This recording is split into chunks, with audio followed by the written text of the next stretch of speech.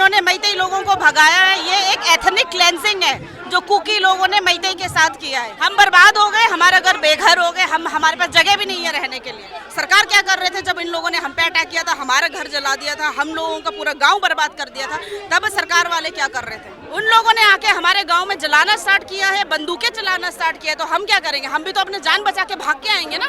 अपने घर, पैसे, जेवर सब छोड़ के, अपना घर के प्रॉपर्टी तक छोड़ के आए हैं अपने जान बचाने के लिए।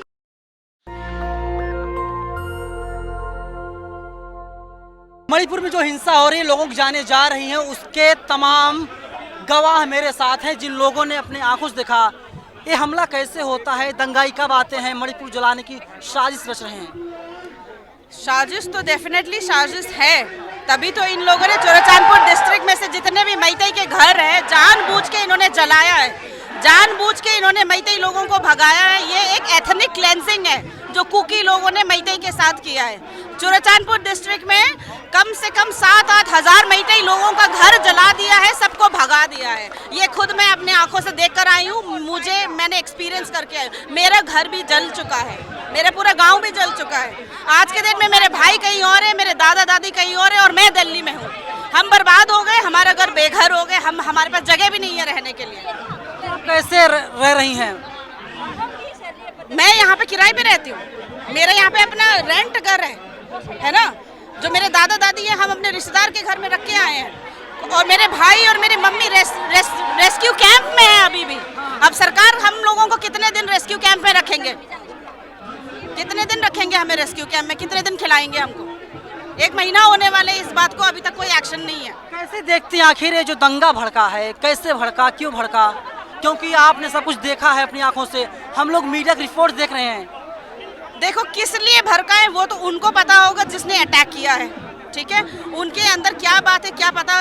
उनको गुस्सा इस बात का है क्योंकि स्टेट के जो सीएम है, इन लोगों ने पॉपी कल्टीवेशन के अगेंस्ट गया, ठीक है। सेकेंडली, उनका रिजर्व फॉरेस्ट से इन लोगों को हटाया गया। तीसरी बात, मैतेई लोगों ने एसटी का डिमांड किया। अब बहुत सारे कारण है उनको गुस्सा दिलाने के लिए। अब मेन रीजन क्या है वो तो उनको पता होगा, इन लोगों ने क्यों हम पे अटैक किया। हम तो सिविलियंस हैं ना, हमने किसी को मारा ना हमने किसी को कुछ बोला। हम अपने घर पे अपने गांव में चुपचाप थे उस दिन। उन लोगों ने आके हमारे गांव में जलाना स्टार्ट किया है, बंदूकें चलाना स्टार्ट किया है, तो हम क्या करेंगे? हम भी तो अपने जान बचा के भाग के आएंगे ना। अपने घर, पैसे, जेवर सब छोड़ के, अपना घर के प्रॉपर्टी तक छोड़ के आए हैं अपने जान बचाने के लिए। उस दौरान बहुत सारे लोगों के डेथ भी हो गए, ठीक है। ये है जो सिचुएशन। पर बीजेपी की सरकार है, क्या सरकार नाकाम हो गई है, काबू नहीं कर पा रही दंगाइयों को? मैं इस बारे में कुछ नहीं कह सकती। बीजेपी सरकार जितना उनका हो सकता है वो कर रहे हैं। सारे गवर्नमेंट, सेंट्रल गवर्नमेंट से भी जितना हो सकते हैं वो कर रहे हैं। लेकिन देखो, at the end of the day ये दोनों पार्टीज को समझना है, दोनों कम्युनिटीज को एक दूसरे के साथ बात करके सोल्यूशन लाना है, ठीक है। सरकार ने जितना जो कर सकते हैं सरकार भी कर रहे हैं, हम भी कर रहे हैं। क्या आप ठीक मानते हैं जिस तरीके से आदेश दिया गया, कहा गया कि जो भी दंगाई है, जो भी हिंसा करने आ रहे हैं, उनको गोली मार दिया जाए? देखो, अगर कोई गलत है तो मुझे उस चीज़ में कोई बुराई नहीं दिखता। अगर वो सरकार ने बोला है कि कोई घर से बाहर नहीं निकल सकते, बंदूक लेके किसी सिविलियंस को अटैक नहीं कर सकते, लेकिन उसके बावजूद भी अगर कोई अटैक कर रहे हैं तो डेफिनेटली उसको गोली मार सकते हैं। कैसे वे लोग अटैक करते हैं? उनके पास कौन से वेपन होते हैं ऐसे?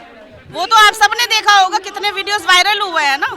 उसमें कोई स्पेसिफिकली नेम करने की जरूरत नहीं, बहुत सारे वीडियोस वायरल हुए हैं। कौन सा गन लेके घूमते हैं, जो अपने आप को सिविलियंस बोलते हैं। भाई, अगर कोई एक सिविलियन है उसके पास AK-47 तो नहीं हो सकते ना, राइट? तो सवाल ये है कि बंदूक कहाँ से आए? जो सिविलियंस है उनके पास ये सारे इतने सोफिस्टिकेटेड बंदूक कहाँ से आए? कौन सप्लाई कर रहे हैं उनको? लेकिन ये तो सरकार पर भी सवाल खड़े होते हैं। फिर तो सरकार क्या कर रही है? जांच एजेंसियां कहाँ हैं? सुरक्षा एजेंसियां कहाँ पर हैं? देखो, क्वेश्चन जो है हम सरकार से भी करते हैं, क्वेश्चन जो है हम कुकी कम्युनिटी से भी करते हैं। भाई, उनकी दुश्मनी क्या है हमसे? हमने क्या करा उनके साथ जो वो लोग हमें निकाल रहे हैं अपने एरिया से? आज के डेट में हम अपने गांव में घुस भी नहीं सकते, हम अपने घर के हालत भी नहीं देख सकते। सोशल मीडिया में बोलो कि हम चोराचांदपुर में हैं तो फिर वो लोग रिप्लाई करते हैं कि भैया वो तुम्हारी जगह नहीं है, वो हमारी जगह है। हमारे परदादा के टाइम से हम रह रहे हैं वहाँ पे, फिर भी इतना हिम्मत है उनके अंदर, वो कहते हैं कि वो हमारे मैतेई के लोगों का जगह नहीं है वो। सवाल उनसे है ना, सवाल तो हम उनसे उठाएंगे ना कि भाई उन्होंने क्यों बोला। और उनका ये एथनिक क्लेंजिंग का जो प्रोसेस है, जो इन लोगों ने चुरचांदपुर डिस्ट्रिक्ट में से जितने भी मैतेई है, उनको एक भी मैतेई नहीं बचा है आज के डेट में। हर एक बंदे को निकाला गया है वहाँ से जानबूझ के। ये इनका एक प्री प्लान प्रोसेस है मैतेई लोगों को अटैक करने के लिए। लेकिन अब रास्ता क्या बचा हुआ आप लोगों के सामने, क्योंकि गृह मंत्री अमित शाह भी पहुंचते हैं वहां पर, मीटिंग करते हैं, पूरे मामले को हैंडल करते हैं, देखते हैं और आदेश भी देते हैं जो भी कार्रवाई होगी आगे की जाएगी। देखिए, वो तो नेगोशिएट करने की कोशिश कर रहे हैं, हर कम्युनिटी के साथ नेगोशिएट, ताकि स्टेट में पीस लेके आए, है ना। उस नेगोशिएशन में आज के डेट में नेगोशिएशन, चलो वो हम डिपेंड करते हैं कि कौन सा पार्टी उस नेगोशिएशन को अग्री करते हैं और अग्री नहीं करते हैं। उस पर डिपेंड करते हैं कि हमारे स्टेट पे पीस आएंगे नहीं आएंगे, और स्टेट किसको क्या परमिशन देते हैं। आप इसे कैसे देखती मैम? तमाम अपोजिशन की पार्टियां हैं, उनका साफ कहना है कि बीजेपी की सरकार है, बीजेपी के मुख्यमंत्री हैं, वे मणिपुर को संभाल नहीं पा रहे हैं, इसीलिए मणिपुर जल रहा है। देखिए, मैं पूरा ब्लेम सरकार को ब्लेम भी कर सकती हूँ, ना भी ब्लेम कर सकती हूँ, लेकिन इस मामले में मैं फिलहाल कुछ नहीं बोल सकती। ठीक है, हमारा क्वेश्चन तो अभी भी सरकार के ऊपर भी है, कुकी ब्रदर्स के भी है। जब हम पे अटैक किया था, सरकार क्या कर रहे थे? और कुकी वाले से ये सवाल है कि भाई हमने आप लोगों के साथ क्या गलती कर दी तो आप लोगों ने हम पे अटैक किया। बस ये दो सवाल है, बस मुझे इसका जवाब मिल जाए, उससे ज़्यादा कुछ नहीं चाहिए। सरकार क्या कर रहे थे जब इन लोगों ने हम पे अटैक किया था, हमारा घर जला दिया था, हम लोगों का पूरा गांव बर्बाद कर दिया था, तब सरकार वाले क्या कर रहे थे? ऐसे तो नहीं कि इनको पता नहीं, उनको सब पता था, है ना। ये क्या जो लड़ाई है, क्या दो समुदायों के बीच की है या कोई तीसरा भी आ गया इसमें? नहीं, ये दो के ही हैं। तो अच्छा, जब ये पूरा मामला नहीं हुआ था तो क्या मैतेई और कुकी में जो है कि आपसी भाईचारा ठीक थी, कैसी थी?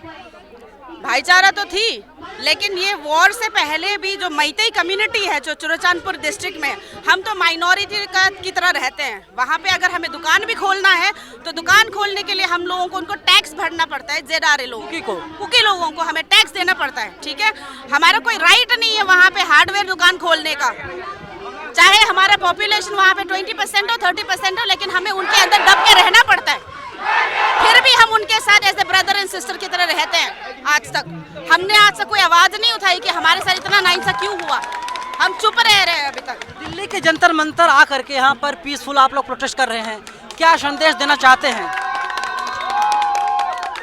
देखिए, मेरा तो बस यही है कि हम लोगों को जितने भी विक्टिम हैं, जितने भी लोग सिविलियंस जो इनोसेंस जो आज के डेट में सफर कर रहे हैं, उनको जस्टिस मिले और हम हमारे स्टेट में पीस लेकर आए, बस।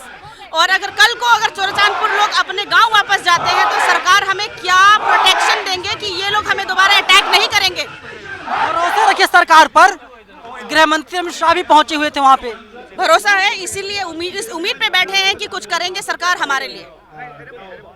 चलिए, भरोसा है सरकार पर, बीजेपी की सरकार है और केंद्रीय गृह मंत्री अमित शाह भी वहाँ पर गए हुए थे और इन भरोसा है कि सरकार कुछ ना कुछ बेहतर करेगी।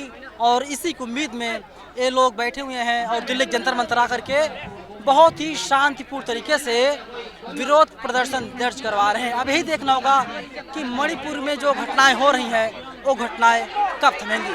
नेशनल दस्तक की आपसे गुजारिश है कि अगर इसको बचाना चाहते हैं तो नेशनल दस्तक को सब्सक्राइब करने के लिए रेड कलर के सब्सक्राइब बटन को दबाएं, फिर बेल आइकन की घंटी दबाएं। नेशनल दस्तक को बचाने के लिए बहुत जरूरी है कि हर खबर को शेयर करें, लाइक करें, कमेंट जरूर करें।